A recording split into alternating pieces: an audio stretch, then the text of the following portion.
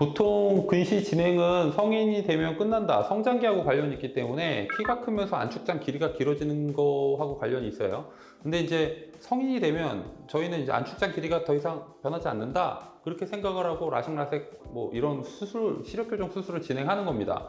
근데 일부 환자에서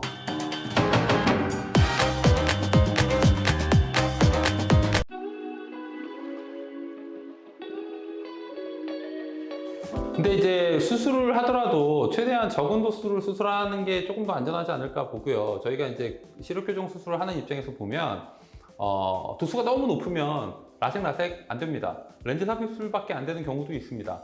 근데 렌즈 삽입술로 가게 되면 결국 비용도 비싸고 렌즈를 또 넣어야 되는 부분도 있고 이런 어떤 단점들이 또 있거든요. 무조건 다 되는 것도 아닙니다. 렌즈 삽입술이 안 되는 분도 있습니다.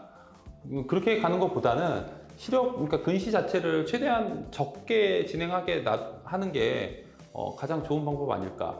그래서 요즘 트렌드는 일단 근시가 진행이 됐다면 최대한 진행 안 하게끔 만드는 게 가장 좋은 방법이지 않나. 그래서 보호자분들도 아마 그런 부분 때문에 병원에 다니시는 분들이 은근히 많을 거라고 생각합니다.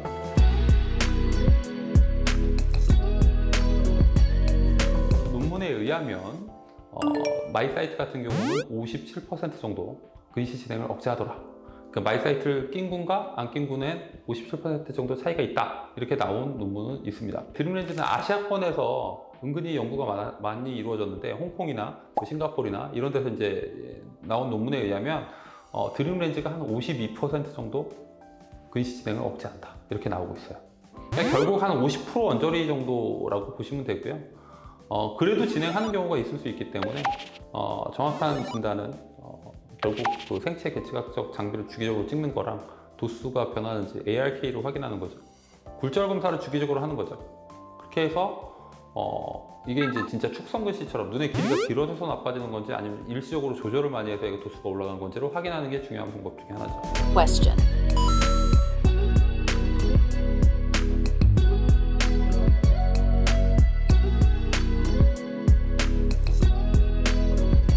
근데 저는 그게 무슨 의미인지 모르겠습니다. 근시라고 하는 거는 원래 가까이가 잘 보이는 거기 때문에 그냥 핸드폰으로 잘 보이면 다 무조건 근시다 이렇게 얘기할 수는 없고요. 왜냐하면 조절력이 작용하거든요. 근시인 경우에는 이거 핸드폰 테스트로 과연 근시를 알 수 있나?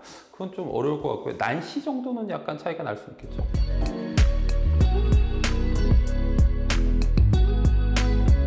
결국 근시가 그렇게 높은데 다시 근시에서 정시로 돌아가는 어린이는 없습니다. 왜냐하면 안축장의 길이가 길어지는 위치로 보통 진행이 되기 때문에 이게 눈의 길이가 짧아지진 않습니다. 성장할수록 눈은 길어지기 때문에 원리가 그런 거죠. 인종적인 부분이 되게 큰데요. 우리 근시의 인구 비율이 가장 높은 곳이 동북아 3국이에요. 한국, 중국, 일본. 왜냐면 미국 코카시안, 서양인들은 근시가 그렇게 많지 않습니다. 근시 인구가 전체의 한 10%? 20%? 이 정도 안쪽인데 아시아는 진짜 80% 가까이 됩니다. 그래서 대한민국이나 이쪽 아시아 쪽이 이게 그 시력교정 수술이 되게 발달해 있는 나라예요. 우리나라가 발달할 수밖에 없는 게 그만큼 근시 환자가 많고 그 환자들이 굉장히 많기 때문에 여러 가지 시력교정 수술의 방법이나 이런 게 서구권에 비하면 한국이 더 발달해 있는 건 맞죠.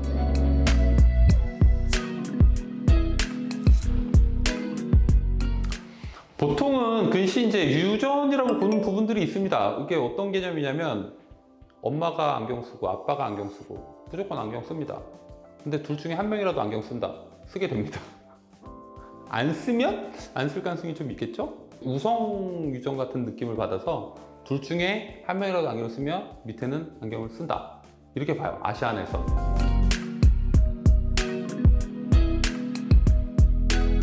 보통 근시 진행은 성인이 되면 끝난다. 성장기하고 관련이 있기 때문에 키가 크면서 안축장 길이가 길어지는 거하고 관련이 있어요.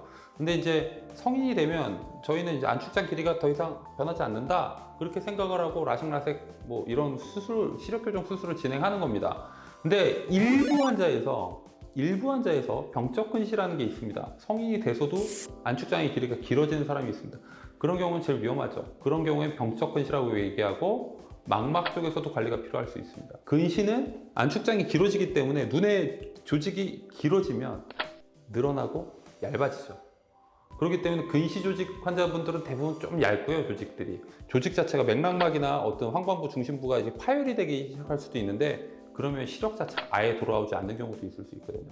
그러니까 그거는 병적 근시라고 얘기하는 거고, 흔하진 않습니다. 진짜 일부 환자에서 나타날 수 있는 거고, 그런 경우에는 망막 선생님과 상의를 하는 게 맞죠. 카이안과